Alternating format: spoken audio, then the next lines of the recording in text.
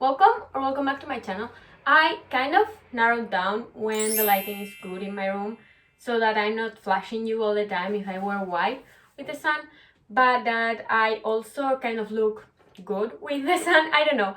I actually don't know if this will hold till March, because in March it will be the next time I record. I already recorded all the videos I wanted to post in February, but we are going to keep going. This is one of those videos where I've over prepared what I want to say, and I have pages and pages of that written on my notebook. So if you see me reading too much, it's because I actually have all the information here and I don't want to miss anything, because these books, I love these books and I want this video to turn out right. So I'm trying my best, okay? I'm trying to remember everything, but I do not know if I will achieve that. Anyway, so I'm recording this ahead of time, but happy Valentine's Day to anyone who is watching this. I know I will post this on Valentine's Day, so yeah, I hope you are having a happy Valentine's Day with your significant other, or if you are like me, reading Saving Sex, because I know I will be reading Saving Sex on Valentine's Day. I need that book, and the moment it's out, I'm reading it. But if you're not like me, I hope you have a great significant other with whom you should spend your Valentine's Day, I guess. So yeah. But anyway, if you clicked on this video, it's because you want some book recommendations where you feel, or you can feel like the characters in these books are soulmates. Or maybe not, maybe you just watch my videos for fun, which I don't know who you are. Comment down below. I have actually 8 couples that I'm going to talk about, so I think it's best I start already and stop babbling here. So the first one is Lilah and Orion from Addicted to You, or the Addicted series. For me, this series is a 5-star, but I actually, if you have watched a couple of my videos, you will know that I did not like the first one nor the second book. I started liking the series in the 3rd book, and then the 4th was kind of boring. I didn't really remember it much, but the 5th book was a piece of art, and I will recommend the 5th book to anyone who will listen. The only issue here is that you have to get through the rest to get to the 5th. That's the only downside, but I feel like once you have read everything, you love the characters so much that you will want to reread it once and again, and that's why for me, the series as a series is a 5-star read, but you will have to make the effort and read through every single one of them. This is why I think they are soulmates. So first of all, they have grown together and they are best friends. This is kind of like best friends to lovers, but with fake dating. And I normally do not like fake dating. I think that that's why I did not enjoy the first one. But let's focus. Lilah and Lo are both addicts, right? So I feel like they have grown together, they know each other so well, and they still love each other, and they have helped each other through their worst time. So like when Lilah was having sex with whoever would have sex with her, and when Lauren was passed out in the room because he's an alcoholic, and they have been together through that, and they have been together through a lot of more things. When they were recovering, they have been together through all of that. And I feel like for someone to be with you through all that, and also to be with you when you were kids, that's kind of like soulmates from my point of view. Like they have this deep connection that no one else understands, and everyone says like they are bad for each other because if one of them fails, the other will fail. Even Connor and Rose in their book, talking about Lilah and Lauren, say that if they were to choose between each other or air, they will always choose each other, and therefore they will end up dying together. And I mean, what screams soulmates more than that? So I also have some quotes that they say during the book. So the first one is, I already looked for all these quotes and I was this close to crying when I was looking for the quotes for this video.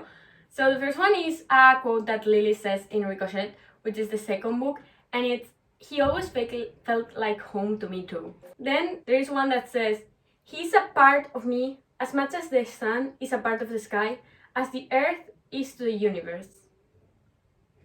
Okay, the next one goes like, I can't tell the day that I fell in love with you, because there wasn't a single day that I didn't. This is the one that screams soulmates the most to me, but I think Lauren said this, but I'm certain that in every alternative universe, I'm always in love with you.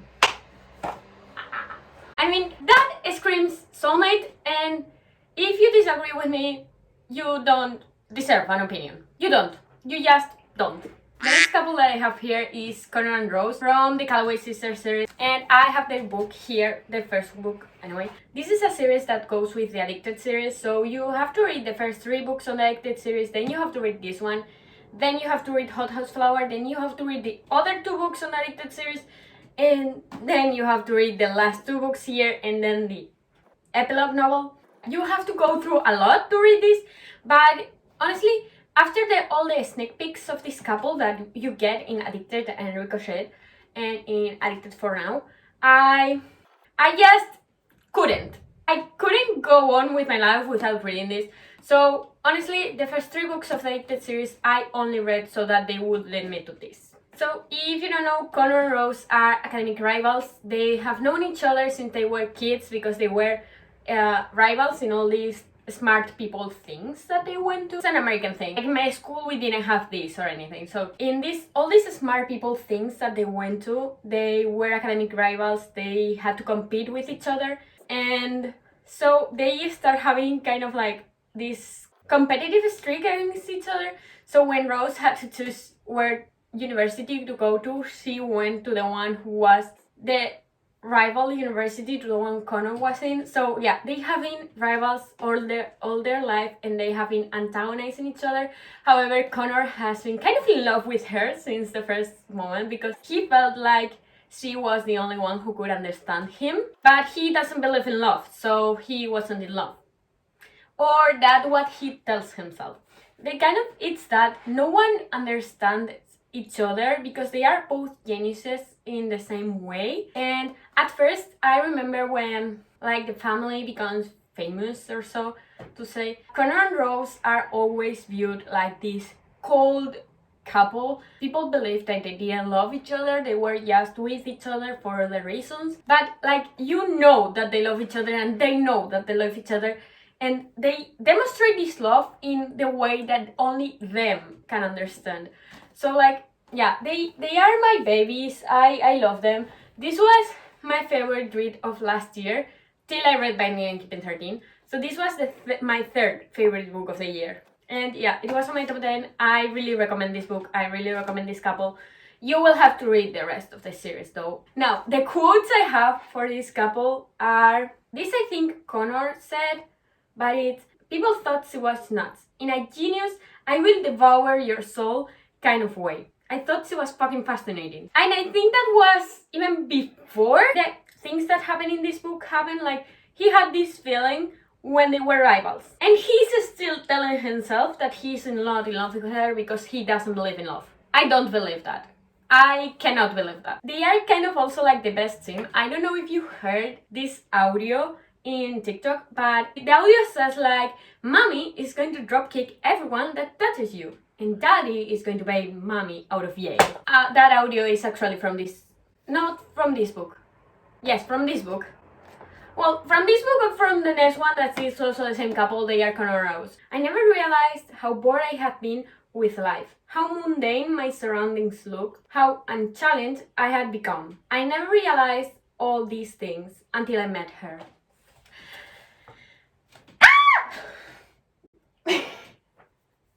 Those are Connor and Rose. If you don't understand now why they are my favorite couple, I think you have to get yourself checked.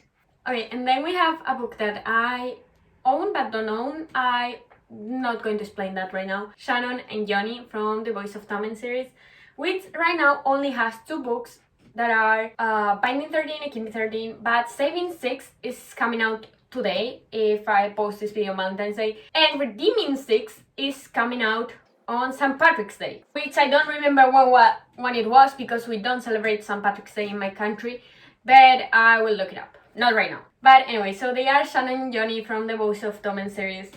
And I feel like for me, for couples to be soulmates, I have to believe that they are real people. And that's kind of like the only way I give 5 stars to a book, is when I believe that the people in those books are real people. So Shannon and Johnny, first of all, they are real people to me. So we are going to treat them as real people, okay? Thank you. First of all, Johnny literally saves Shannon's life. Like, and I do not mean in the way like, well, she was depressed and he came along. No, he literally got her out of a very dangerous and scary situation. He saved her life more than once, I think. And also, these books are 600 pages long, and they are not romantically involved till the end of book 1, I think, more or less. And before they were romantically in love, you see them together in how they interact with each other and how they feel towards one another, and you see how they are made for each other, you see how they interact and how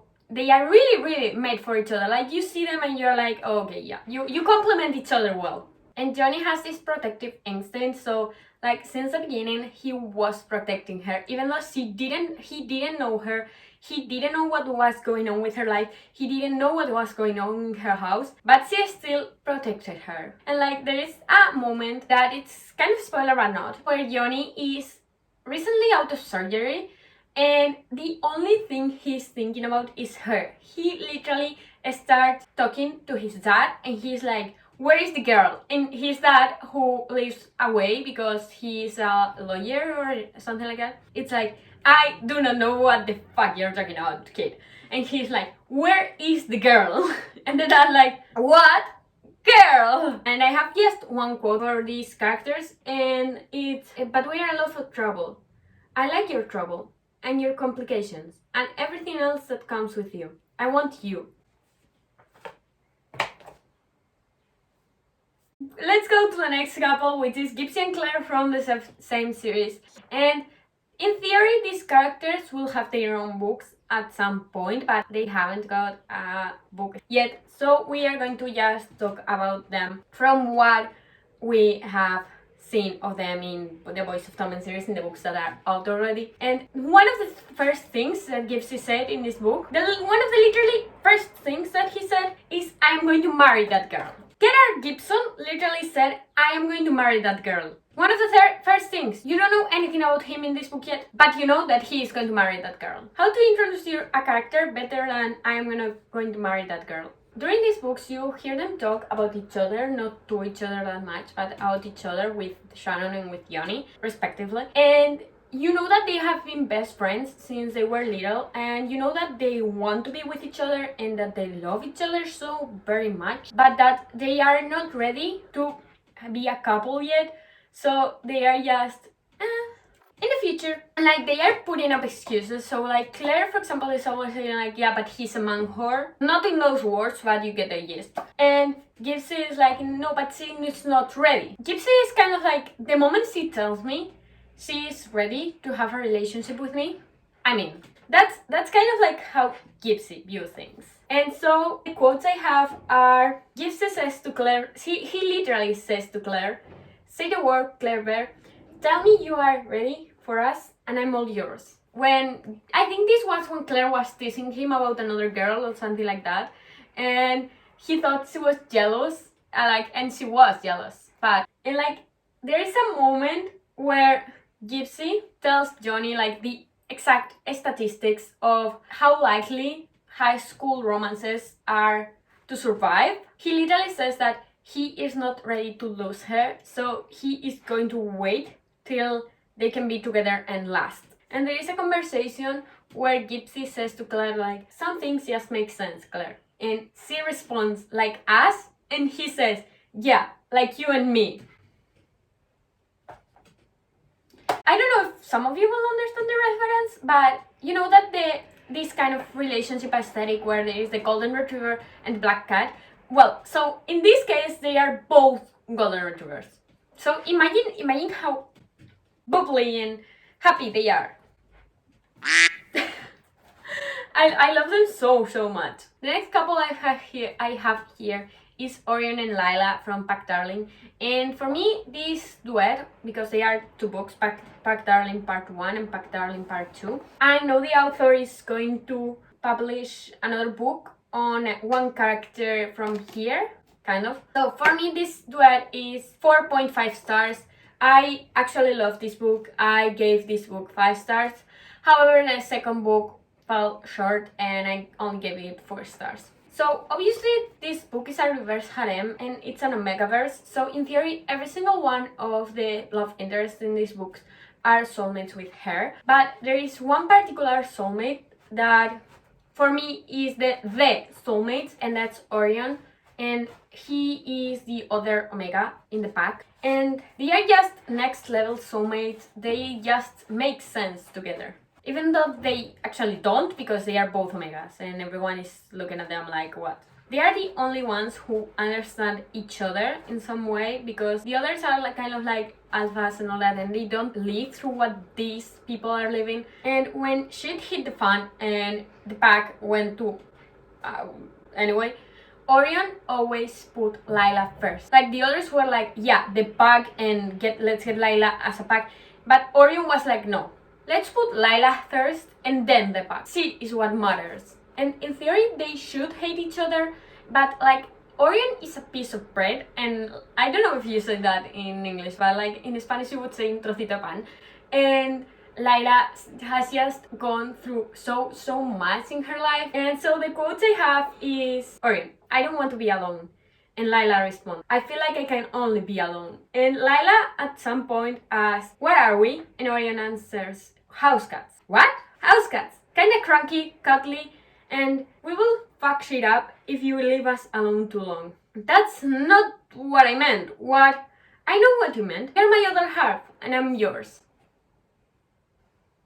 I love them. I love them so much. Okay, and so we only have 2 more couples to finish this video, to get to the end of this video. And the first one would be Tessa, Will, and Jem from the Infernal Devices series by Cassandra Clare. And I am not going to be holding all 3 of these books. I'm going to just hold the last one, because these books weigh like 1,000,000 kilos and I do not lift enough in the gym to be holding that while I'm talking. So I'm holding the third one, which is Clockwork Princess, I think in English. I have these books in Spanish, and I read them in Spanish when I read them, and they are fully tabbed. I don't tab my books like this now. I don't annotate my books like this. But anyway, this was 2 years ago when I read them, and they are still, yeah. And to this series I gave 4 stars. I was an idiot when I read this, because instead of taking out the dust jacket, I read them with the dust jacket on, and now the dust jacket is a bit...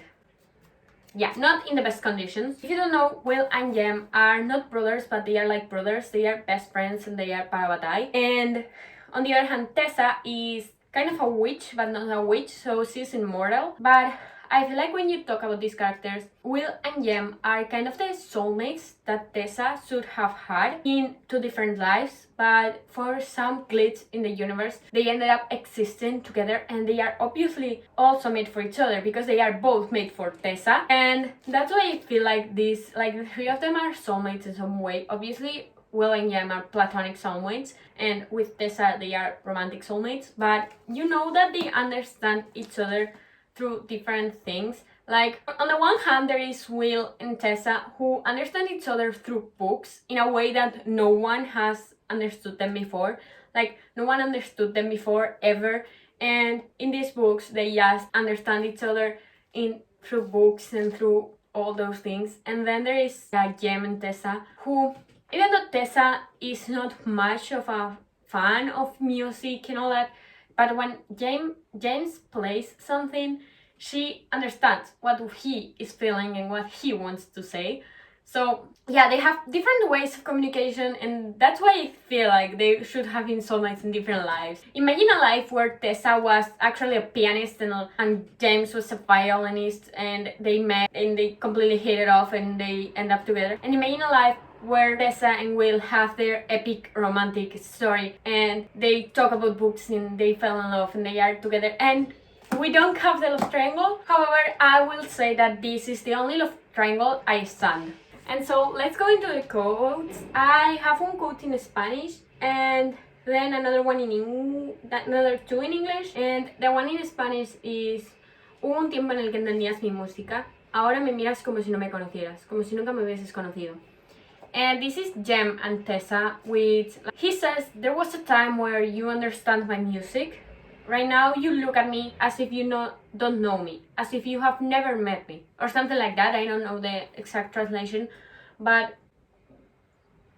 yeah, I mean, they are soulmates. They are soulmates in some way, and this is when Tessa is kind of falling in love with Will too. And then there is, I thought perhaps that when you told me you did not love me, that my own feelings would fall away and atrophy, but they have not. They have grown every day. I love you now more desperately in this moment that I have loved you before. And in an hour, I will love you more than that. And that, I think, Tessa tells Will. So like you can see the both different dynamics here and how they are perfect, all of them, for each other. And then I think this one was at the end, but you do not have to remind me of the Tessa I loved. You were my first love and you will be my last one. And I'm going to shut up because I had another thing here, but I think that's a spoiler and I don't want to spoil anyone because I want you to read those books. So, and the last couple I have here is Mara and Noah from The Coming of Mara Dyer. I haven't read the other books of this series. I think it's a trilogy.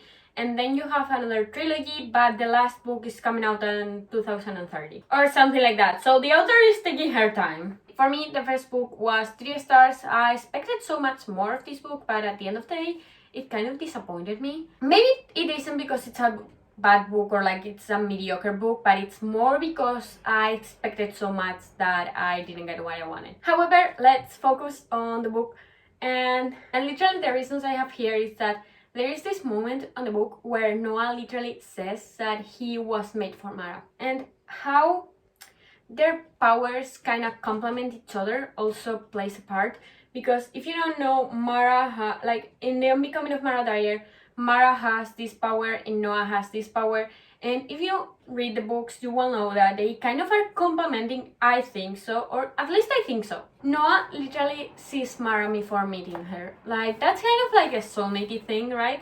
Like, he literally sees her, he knows her in some way before meeting her in real life. That's a couple for which I have the least evidence, because it's the book that I haven't, like, it's a series that I haven't completed yet. So I will just leave it at that. So this was it. I hope you liked this video. I hope you're having a great Valentine's Day. If you like this video, you may consider subscribing, because for you it's romance and for me it will make my day. And I hope to see you soon. Bye!